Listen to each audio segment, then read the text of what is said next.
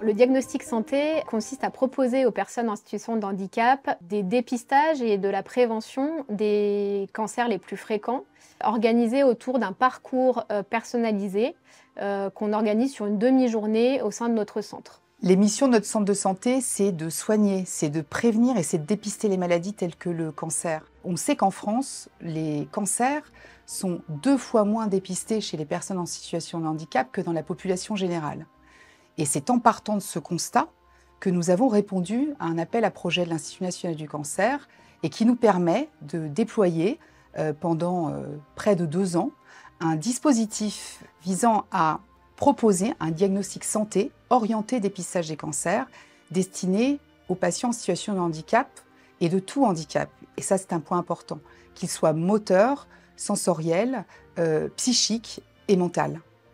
Le centre de la mutualité est venu dans notre ESAT pour nous donner une séance sur la nutrition et vous nous avez également proposé un dépistage de 5 cancers en 4 heures, en une même journée.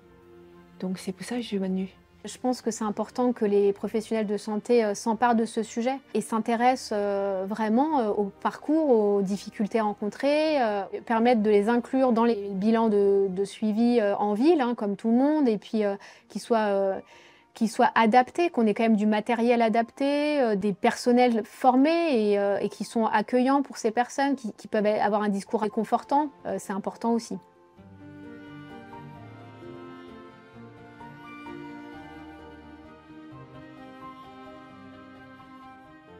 La deuxième chose importante, c'est qu'on sous-diagnostique beaucoup. Ils présentent souvent des facteurs de risque en discutant avec les équipes, les acteurs du monde du handicap. On a découvert aussi des affections chez les personnes en situation de handicap qui n'existaient plus en population générale, parce qu'on s'est, notamment en gynéco, parce qu'on s'est rendu compte que les femmes en situation de handicap mental n'étaient pas considérées comme des femmes qui avaient une activité sexuelle, donc pas de raison de les suivre en gynéco. Notre bilan, il permet ça, il permet aussi je dirais pas une nouveauté, mais une différence avec nos consultations habituelles, dans le sens où la préparation en amont a toute son importance. Aller chez le médecin, c'est anxiogène, faire des examens, c'est anxiogène, et c'est un vrai frein à la réalisation des examens, notamment les examens de dépistage. Notre mission, c'est aussi d'accompagner ces patients et de les rassurer, leur donner confiance et de leur montrer le vrai bénéfice de ces dépistages pour dépister des lésions précancéreuses ou en tout cas au stade précoce et leur permettre de ne pas entrer dans la maladie et dans des soins plus lourds qui pourraient les mettre encore plus en difficulté. J'ai trouvé ça intéressant parce que j'ai 50 ans, donc c'est à risque. Et puis il y a 4 personnes de ma famille qui ont le cancer. Je voulais déjà le faire, mais je trouvais ça compliqué. Et puis je ne connais pas trop quel cancer que je dois le faire. Je trouve ça ici, c'est très bien. Ça me convient.